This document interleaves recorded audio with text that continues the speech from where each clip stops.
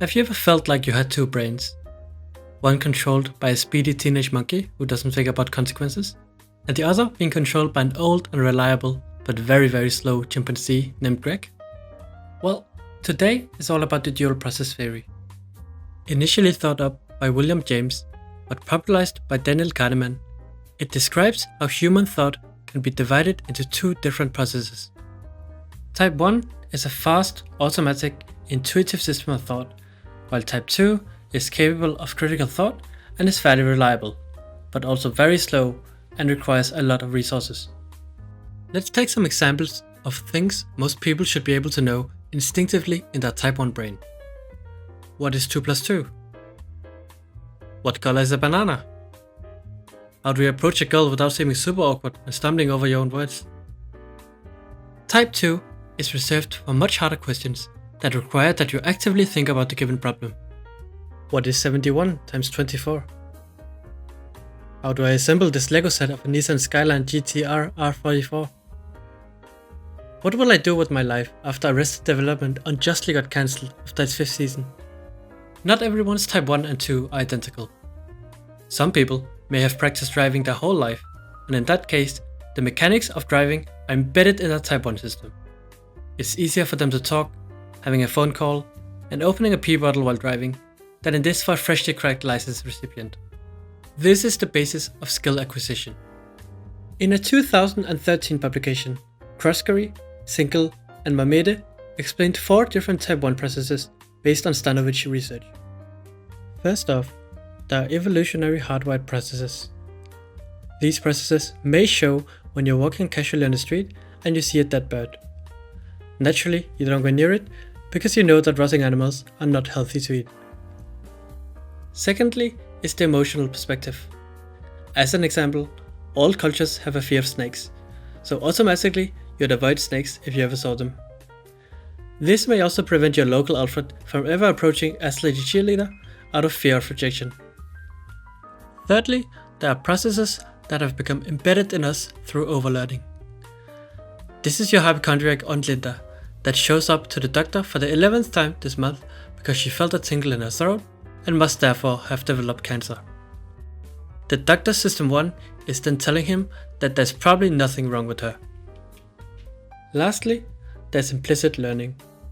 This is the learning that you haven't been aware that you've learned, but something that you have subconsciously collected your whole life. You probably think that your cousin Dave is horizontally challenged, thus he must be lazy, while in reality it was Aunt Linda who force-fed him Pop-Tarts and Twinkies from age 3 through 18. As you've probably guessed by now, most mistakes happen in our Type 1 brain, because it is incapable of critical thinking. You can, however, train your brain to override the sometimes reckless Type 1 with your meticulous Type 2. A situation where this might be useful is after seeing Paul Allen's business card and you feel a powerful urge to throw it violently on the floor or step on it after spitting it out of your mouth. But you can get your Type 2 brain to tell you just to say, nice, very nice, thereby conserving your good social status at the bank. This also happens in other areas of life. Imagine you're playing chess with your grandfather and this situation presents itself. Your Type 1 might say, look, it's a free queen. But consider it for another second through the eyes of Type 2, and you will see that you instantly lose if you take the bait. In a 1970 publication, Alvin Toffler popularized the term information overload. This essentially describes the phenomenon when your brain gets overloaded with information and the Type 2 brain simply can't follow. Perhaps you've had the pleasure of your grandpa asking you to help with creating a table for his budget in Microsoft Excel. Through a beautiful 20-step plan, you show him the ins and outs of Excel, and after 10 minutes, he stands speechless and stares at you. Not because he's proud, but because his brain took more new information than it could possibly process. In turn, freezing all motor functions because all the energy in his body went up to the top floor. This might have looked a lot different if it was your 10-year-old brother asking. He's a spoiled brat who is used to getting everything he points at, but nevertheless, he has spent his entire 10 years of existence around iPads and computers for maximum dopamine gain. So in the end, it's probably much easier teaching him. In relation to this, An important element of the dual process theory is the competency difficulty gap. This curve shows that in easy situations, type 1 is used, while in medium difficulty situations, type 2 is used. If the task before you is much too hard, you use your type 1 because the type 2 brain simply cannot comprehend it. This is best told by a personal experience I had with my father when I was 10. Sonny boy, I am very fast at math. Okay, Papa, what is 89 times 17? 88. Papa, that's not correct. I know, but it was fast.